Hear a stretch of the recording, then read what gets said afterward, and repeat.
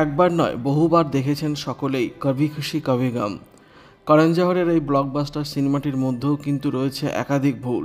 দেখে নেওয়া যাক সেই ভুলগুলি কী কী ছিল।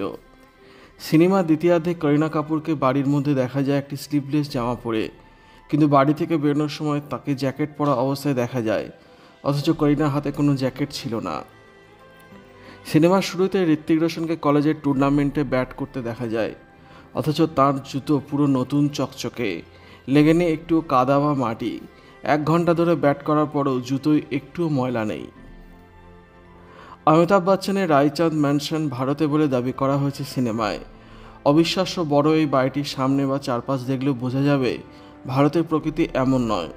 আসলে এরকম বাড়ি ভারতের কোথাও নেই, এই বাড়িটি লন্ডনে।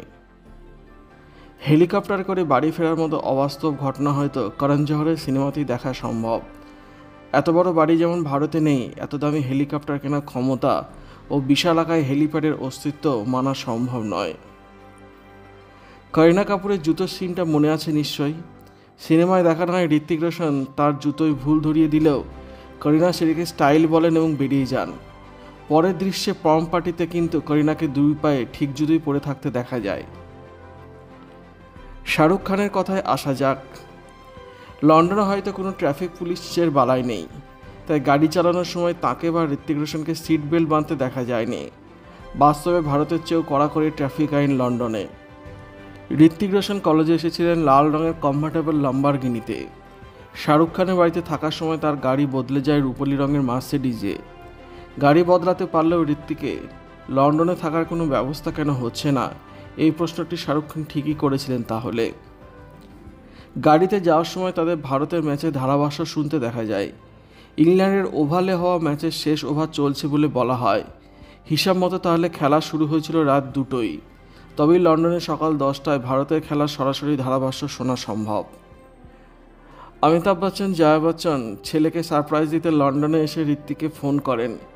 ঋত্বিক তাদের ব্লু ওয়াটার শপিং মলে দেখা করতে বলেন। ব্লু ওয়াটার শপিং মল আসলে লন্ডনে নয়, কেন্টে অবস্থিত।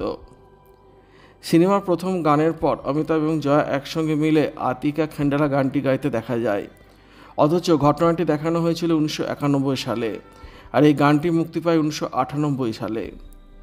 সিনেমায় অমিতাভ বচ্চনকে নোকিয়া যে মডেলের ফোনটি ব্যবহার করতে দেখা যায় তা 1996 সালে বাজারে এসেছিল।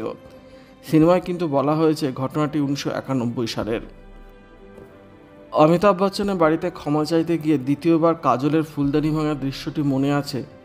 ভালো করে লক্ষ্য করলে দেখা যাবে যে দূরত্বে কাজল দাঁড়িয়ে আছে তাতে বিনুনির ধাক্কায় ফুলদানি ভাঙা এক প্রকার অসম্ভব। করিনা কাপুর প্রম্পে যাওয়ার দৃশ্যে হাতে চুড়ি দেখা গেলেও পার্টিতে গিয়ে তার হাতে চুড়ির দেখা মেলেনি আর। ঋত্বিক রোশনের ছোটবেলার চরিত্রে অভিনয় করেছিল যে ছেলেটি, তার হাতে ছিল 5টি আঙুল, কিন্তু ঋত্বিক রোশন বড় হওয়ার পর 6টি আঙুল দেখা গিয়েছে। বয়সের সঙ্গে আঙুলের সংখ্যাও বেড়েছে এই সিনেমায়। ভিডিওটি আপনার কেমন লাগলো কমেন্টের মাধ্যমে লিখে জানাবেন, আর অবশ্যই চ্যানেলটি সাবস্ক্রাইব করবেন। ধন্যবাদ।